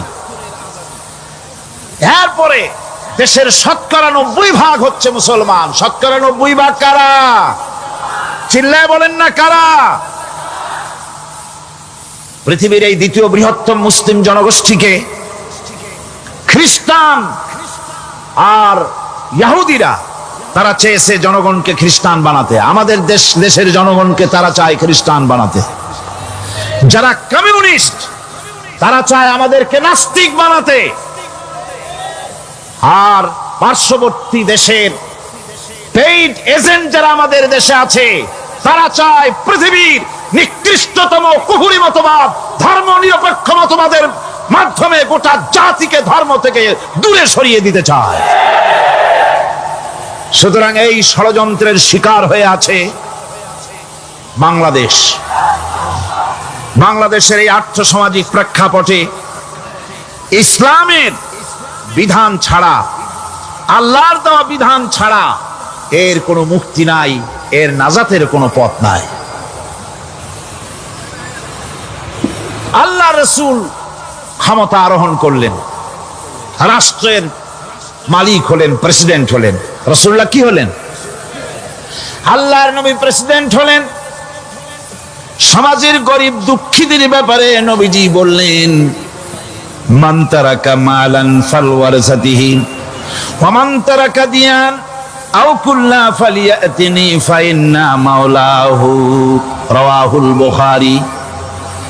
নবীজি বলেন, যে ব্যক্তি মারা গেল, মরে যাওয়ার পর তার যে সম্পদ থাকবে, এই সম্পদগুলি সে যে সন্তান, স্ত্রী, পুত্র যাদের রেখে গেছে তা তাদের জন্যে।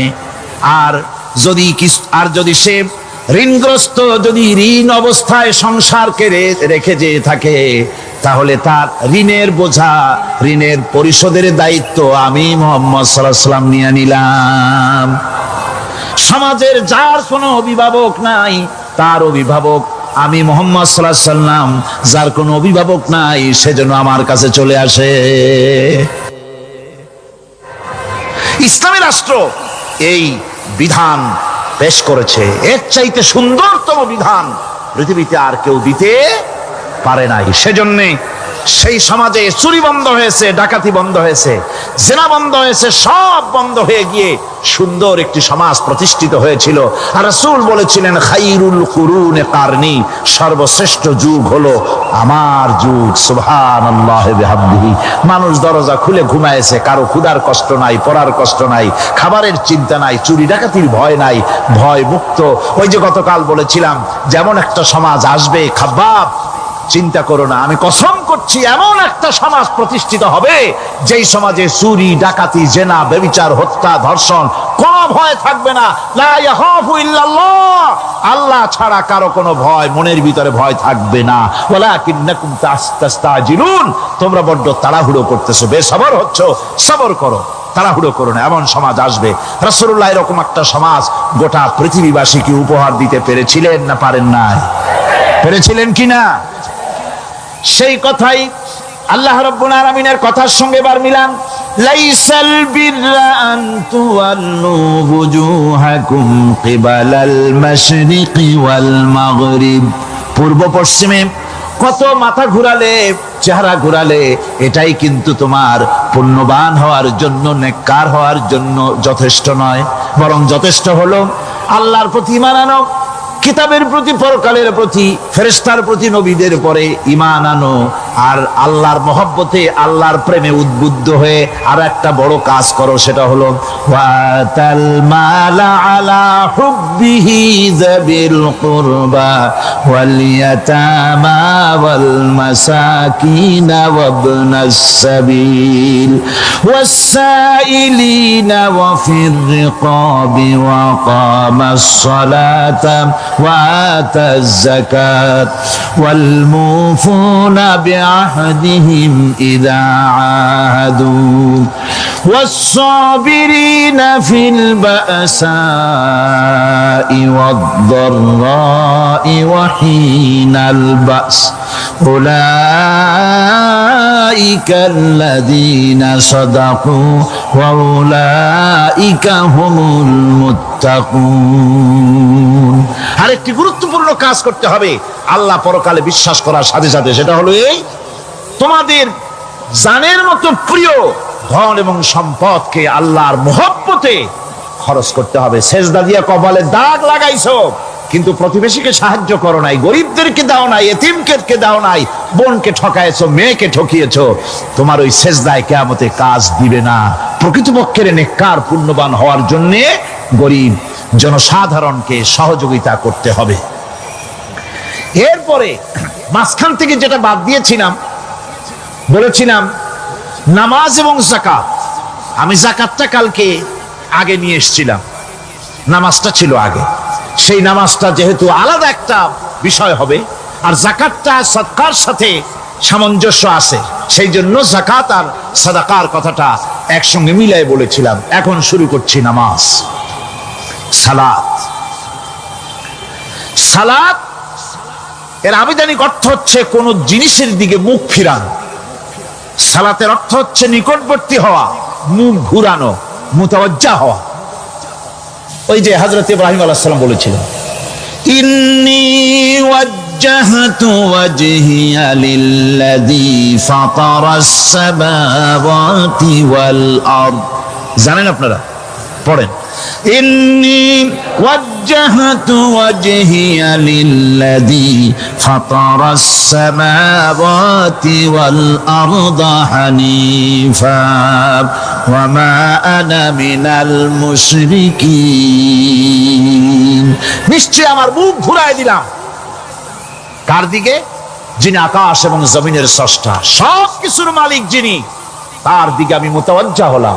নামাজের অর্থই হচ্ছে মুতাওয়াজ্জা হওয়া, মুখ ঘুরিয়ে দেওয়া, চেহারা ঘুরিয়ে দেওয়া। আর নামাজের আরেক অর্থ হচ্ছে নিকটবর্তী থেকে আরো নিকটবর্তী হওয়া।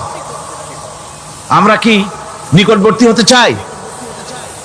না বুঝলে কবেন কি? নিকটবর্তী হইতে চাই কার? আল্লাহ। আমরা কি আল্লাহর নিকটবর্তী হতে চাই?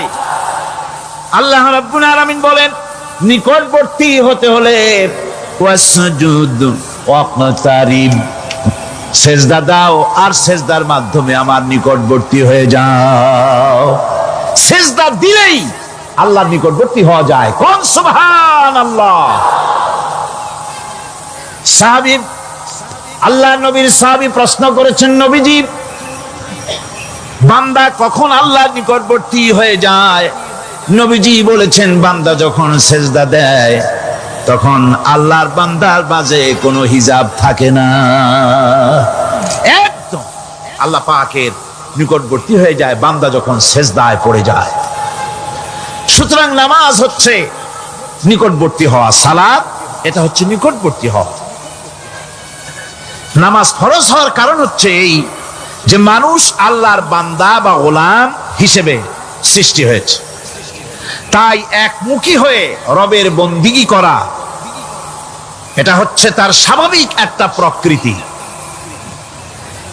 আল্লাহ রাব্বুল আলামিন এই প্রকৃতির দাবি মিটাবার জন্যই নামাজের ব্যবস্থা করেছেন। মানুষের ফিতরত, মানুষের নেচার, মানুষের ফিতরত হচ্ছে এই যে কারো না কারো কাছে মাথা নত করা, হাত জোড় করা, মাথা নত করা,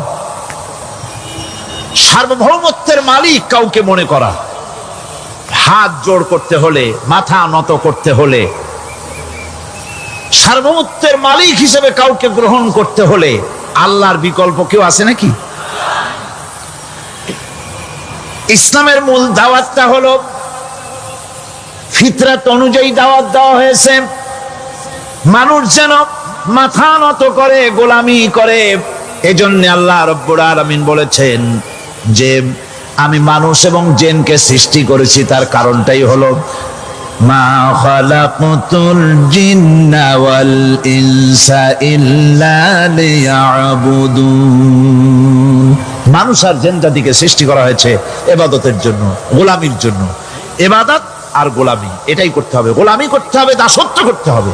আর এই দাসত্ব, আল্লাহর আনুগত্যই গোলামির দাওয়াত দিয়েছেন দুনিয়ার সব নবীরা। কোন নবী বলেন নাই যে আমার গোলামি করো। কেউ বলেছেন? বলেন জোরে, কেউ বলেছেন? আল্লাহ পাক বলেন, ওয়ালাকাদ বা'আসনা ফি কুল্লি উম্মাতির রাসূলা আন ইবুদুল্লাহা ওয়াজতানিবুত তাগুত। প্রত্যেক জাতির জন্য আমি রাসূল প্রেরণ করেছি, তারা মানুষকে দাওয়াত দিয়েছেন এই কথা বলে যে এক আল্লাহর গোলামি করো, তিনি ছাড়া কোনো ইলাহ নাই, আইন দাতা নাই, বিধান দাতা নাই, তার গোলামি, তার সামনে মাথা নত করে দাও। আর প্রত্যেক নবীর যুগেই নামাজ রোজা শরীয়তের মধ্যে ছিল। নামাজ রোজা কম বেশি প্রত্যেক নবীর জামানায় আল্লাহ পাক এটাকে বাধ্যতামূলক করেছিলেন। নামাজ, রোজা, যাকাত সব নবীদের জন্য বাধ্যতামূলক ছিল, তার উম্মতের জন্য বাধ্যতামূলক ছিল। নামাজ হচ্ছে তাওহীদের অবশ্যম্ভাবী এক বহির্প্রকাশ। তাওহীদের জন্য তাওহীদবাদী মানুষ যারা, তাদেরকে নামাজ আদায় করতেই হবে।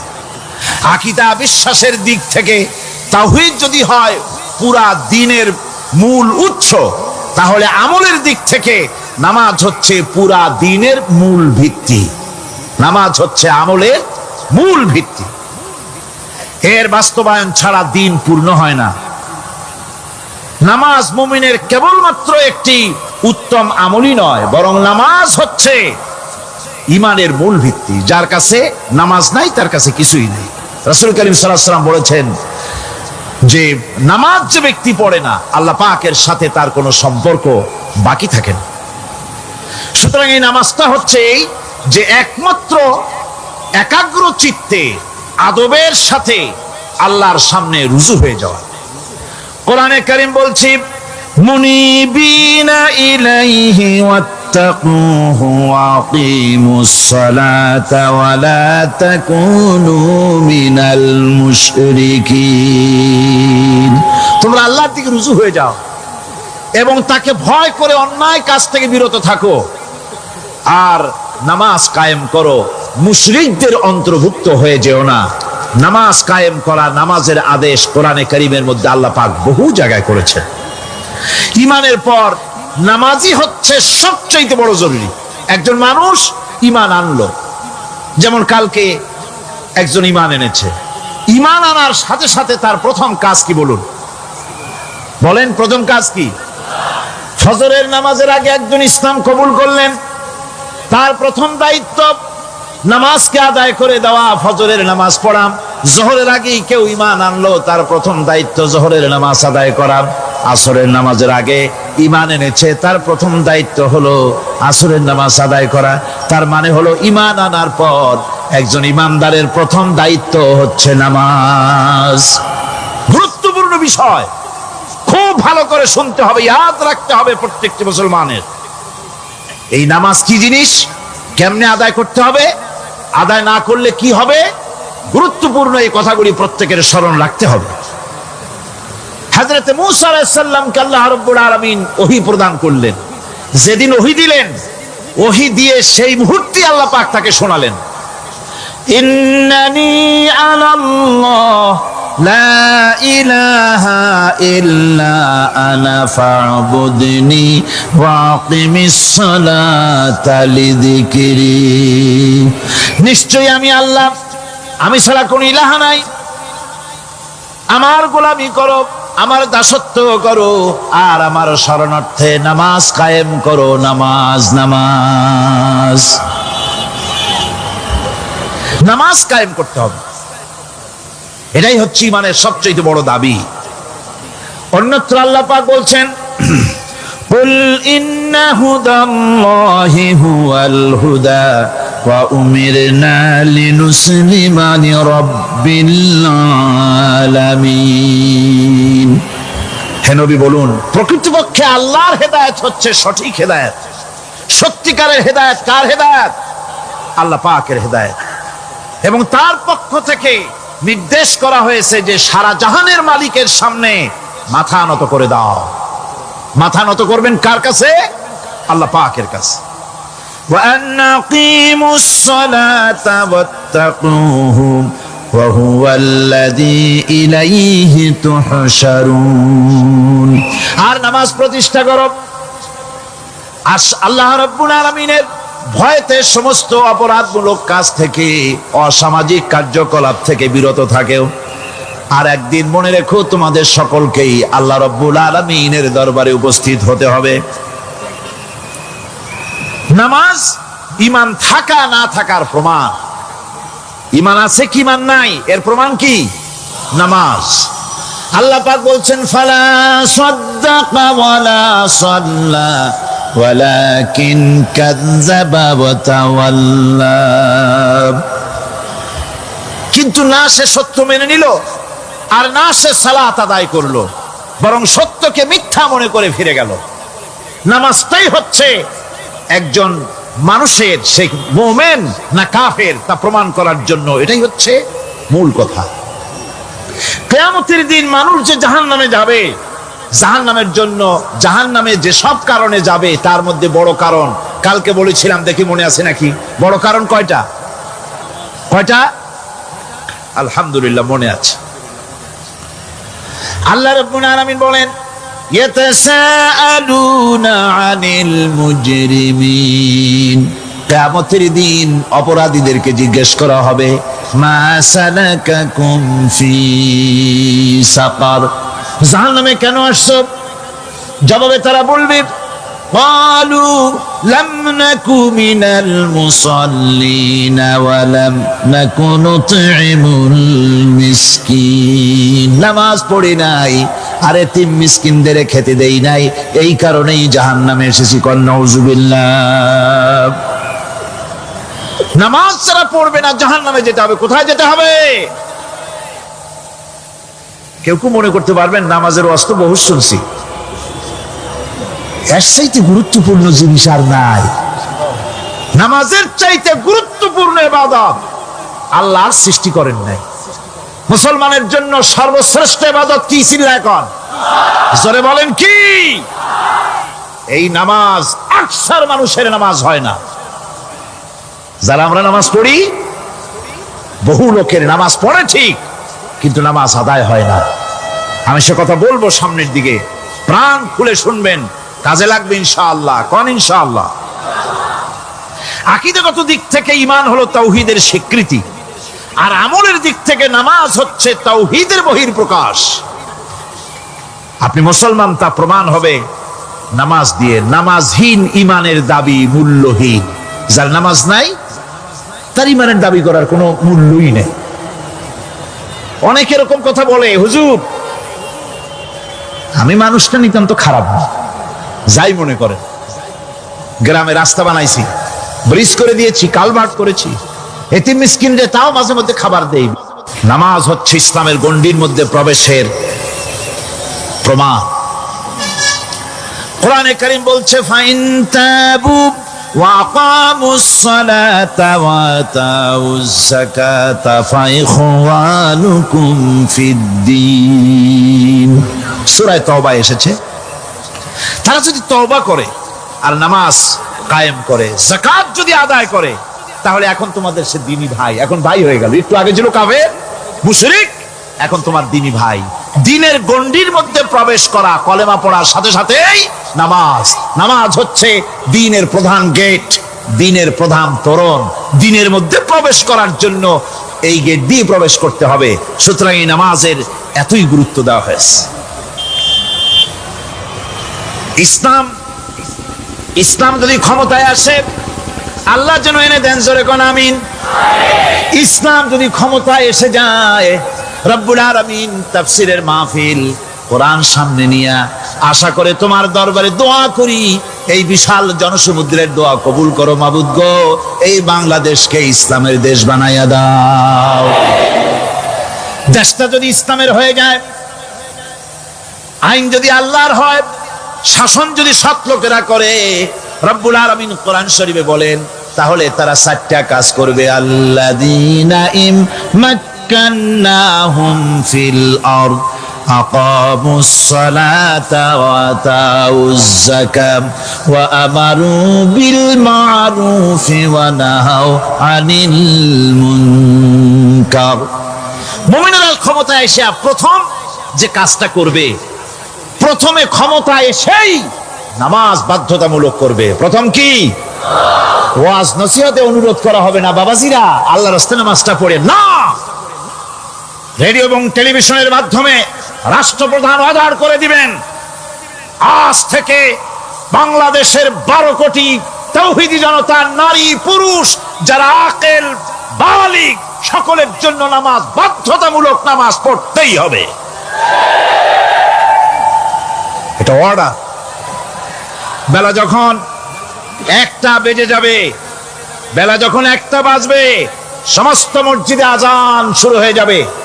আজানের সাথে সাথে অফিস, আদালত, কল কারখানা, ক্ষেত খামার, শিক্ষাঙ্গন সব ডেডলক হয়ে যাবে। আধা ঘন্টার জন্য বন্ধ হয়ে যাবে। যারা মুসলমান অফিসে, কলেজে, ইউনিভার্সিটিতে, সর্বত্র তারা নামাজের জন্য প্রস্তুতি নেবেন। আধা ঘন্টার ভিতরে নামাজ আর খানা সেরে আবার কলেজ চলবে, বিশ্ববিদ্যালয় চলবে, কল চলবে, কারখানা চলবে, ক্যান্টনমেন্ট চলবে, সেক্রেটারিয়েট চলবে, সব আপন গতিতে চলতে থাকবে। আল্লাহর রহমত, বরকত আকাশ ফেরে নাজিল হয়ে যাবে। আর এই অর্ডার যে দেওয়া হবে, নামাজ পড়বেন সেখানে। থানায় যখন আজান হবে, থানায় আজান হয়ে গেছে, থানার স্টাফ পুলিশ যারা আছে জামাতে খাড়া হয়ে যাবে, ইমামতি করবেন ওসি সাহেব। এসপির অফিসে এসপি সাহেব ইমামতি করবেন, ডিসি সাহেব তার অফিসে ইমামতি করবেন, মন্ত্রী সেক্রেটারিয়েট ইমামতি করবেন, প্রেসিডেন্ট বঙ্গভবনে ইমামতি করবেন, বিশ্ববিদ্যালয়ের ভাইস চ্যান্সেলরের ইমামতিতে সে জায়গার মুসলমান ছাত্র ছাত্রী, শিক্ষক শিক্ষয়িত্রী এক জামাতে নামাজ আদায় করবে। এই যদি হয় চিত্র দেশের, অপরাধ থাকবে? থানায় ওসি সাহেব নিজেই যদি জামাতের ইমামতি করেন, এইভাবে নামাজ আদায় করেন পুলিশদের নিয়ে জামাতে, ঘুষ আর খাবে তারা? এসপি সাহেবের অফিসে, ডিসি সাহেবের অফিসে মন্ত্রীরা যদি ভাবে নামাজ কায়েম করে, তাহলে কি অন্যায় অপরাধ কিছু থাকবে সমাজে? থাকবে না। সুতরাং নামাজ বাধ্যতামূলক করে দেওয়া হবে। নামাজ বাধ্যতামূলক, সকলকে নামাজ পড়তে হবে। নামমাত্র মুসলিম জাতির রাষ্ট্র ক্ষমতা গ্রহণ করাই হলো ইসলামী শাসন ব্যবস্থা নয়। ইসলাম ক্ষমতায় গিয়া অমুসলিমদের উপরে শাসন জারি করবে, আর অন্যান্য সরকারের মতো আমোদ ফুর্তি করে রাস্তাঘাট বানায় টানা এসিতে শুয়ে থাকবে, তা না। রাস্তা হবে, ঘাট হবে, কলেজ হবে, সব হবে, কিন্তু যারা মুসলমান তাদেরকে নামাজ পড়তে হবে। গোটা জনগণকে শাসক আর শাসিত উভয় গোলাম হবে আল্লাহ। উভয় গোলাম হবে কার?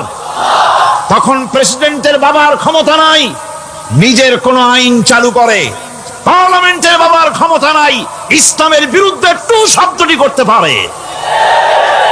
সেখানে শাসক আর শাসিত,